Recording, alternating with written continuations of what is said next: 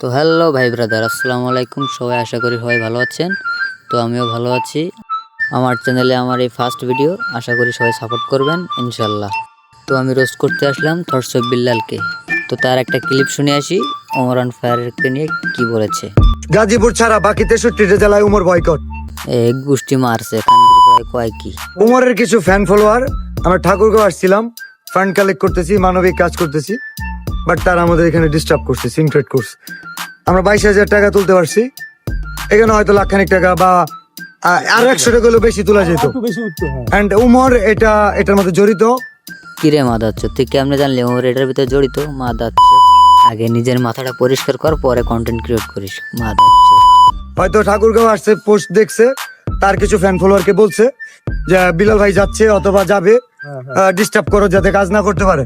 আমি বলতেছি আগামী 24 ঘন্টার মধ্যে উমরের ফ্যান ফলোয়ারদের দৃষ্টি আকর্ষণ করছি, ওরা কি করবে জানি না, বাট উমর যদি এটা নিয়ে কথা না বলে, মাফ যদি না চায় ওর ফ্যান ফলোয়ার, গাজীপুর ছাড়া বাকি 63টা জেলায় উমর বয়কট। হ্যাঁ, জেলা তো তোর বাপের 63 জেলা মাদাচ্ছ। আর ওমরের কি খায়া দেয়া কাম নাই? কানগির গলা তোরে নিয়ে পড়ে থাকবো বাইনচত। তোরে মারে নাই তাই দেখতেছি বাইনচত। তোরে মারলে তুই কি করতি কানগির গলা? উমর, এটা তোমার জন্য লাস্ট ওয়ার্নিং, বাকি 63 জেলা তুমি পা রাখতে পারবে না।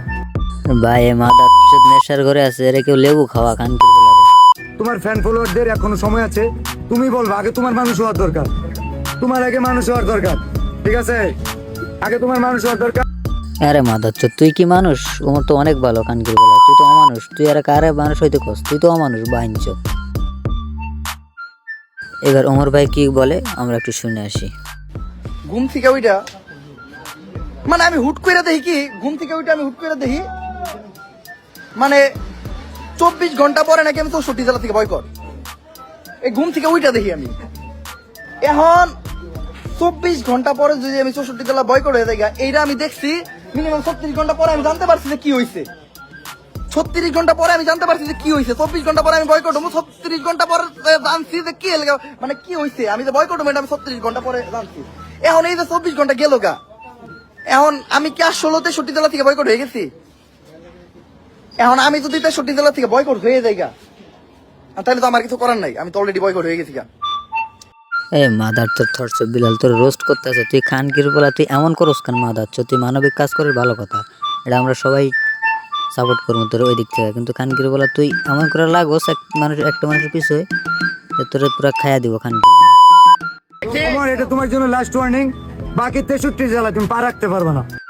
শোন ভাই, তুই আগে মানুষ হ ভাই, ঠিক আছে? তারপর আরেকজনের কইস, না হলে তোরে দেখবি টোকায় পোলা বানার মতো মাইর খাইবি রাস্তায়, কোনো পথ খুঁজে পাইবি না তুই, বুঝছস? তুই ভাই আমার লাগে কন্ট্রোভার্সি কর, তাই দেখ পাইরে উঠিস কিনা।